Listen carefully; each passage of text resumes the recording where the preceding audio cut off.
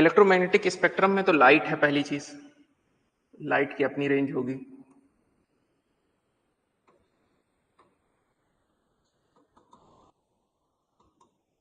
Visible light, ठीक है, visible light है।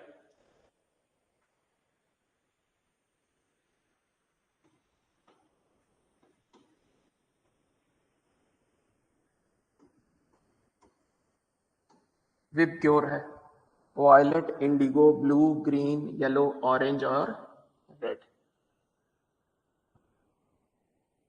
तो लाइट में तो विजिबल लाइट ये है विबग्योर, ठीक है। वायलेट से पहले क्या है? वायलेट से पहले है ultra violet rays. Ultra violet rays से पहले है एक्सरे, और एक्सरे से पहले है गामा रेस।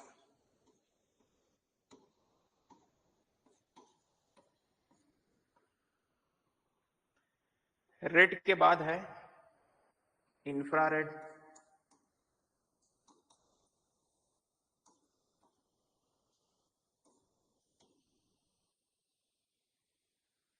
इंफ्रारेड के बाद है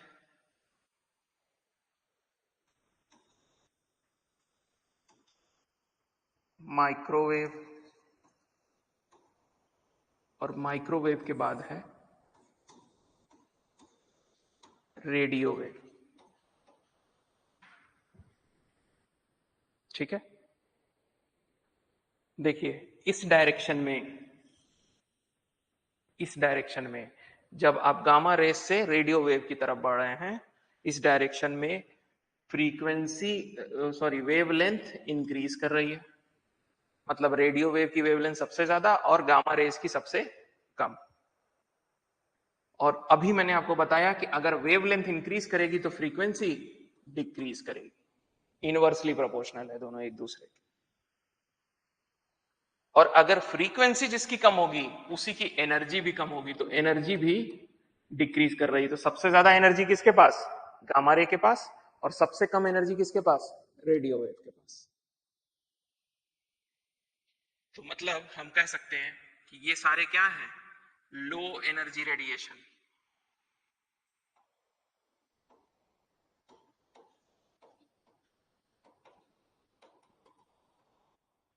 ये सारे क्या है? लो एनर्जी रेडिएशन है, इंफ्रारेड, माइक्रो और रेडियो।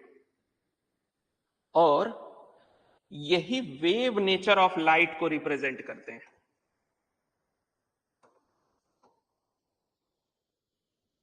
यही वेव नेचर को रिप्रेजेंट कर रहे हैं। देखिए इन सब में मैंने क्या लिखा हुआ है? Wave, wave, wave.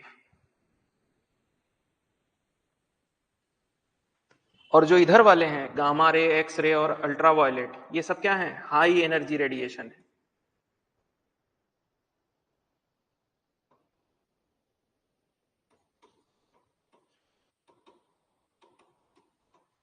और ये किसको रिप्रेजेंट कर रहे हैं? ये पार्टिकल नेचर ऑफ लाइट को रिप्रेजेंट कर रहे हैं।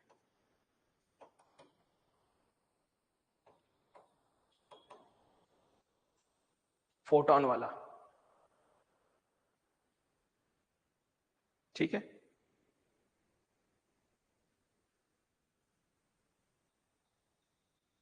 तो ये पार्टिकल नेचर यानी कि इस वाली लाइट को पढ़ने से इलेक्ट्रॉन इमिट हो रहा है। अभी आगे हम लोग पढ़ेंगे इस चीज को, फोटो इलेक्ट्रिक इफेक्ट, तो उसमें ज्यादा समझ में आएगा। पार्टिकल नेचर भी पढ़ेंगे, वेव नेचर भी पढ़ेंगे, क्या है लाइट का। दोनों होते हैं लाइट, इलेक्ट्रोमैग्नेटिक वेव के पास, ईएम वेव के पास दोनों नेचर होते हैं। वेव नेचर भी होता है, पार्टिकल नेचर भी होता है। जिसका एनर्जी हाई उसके पास पार्टिकल नेचर, जिसका एनर्जी कम उसके पास वेव नेचर, ठीक है। वो कौन कौन से हैं? इंफ्रारेड, माइक्रोवेव और रेडियो वेव वेव नेचर है। लो एनर्जी रेडिएशन है।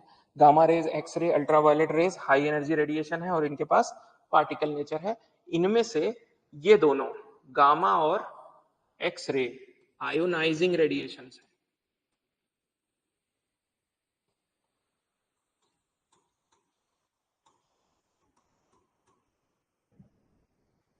और इसके बाद वाले सारे नॉन आयोनाइजिंग रेडिएशंस है। तो यहां से यहां तक ये क्या है, नॉन आयोनाइजिंग रेडिएशंस।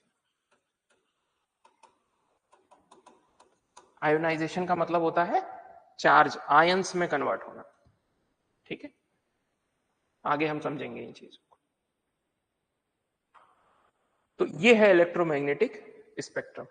तो अगर विजिबल लाइट भी आप देखेंगे तो विजिबल लाइट में रेड की फ्रीक्वेंसी सबसे कम और वेवलेंथ सबसे ज्यादा, क्योंकि इस डायरेक्शन में क्या बढ़ रहा है, वेवलेंथ बढ़ रही है, फ्रीक्वेंसी कम हो रही है, एनर्जी भी कम हो रही है।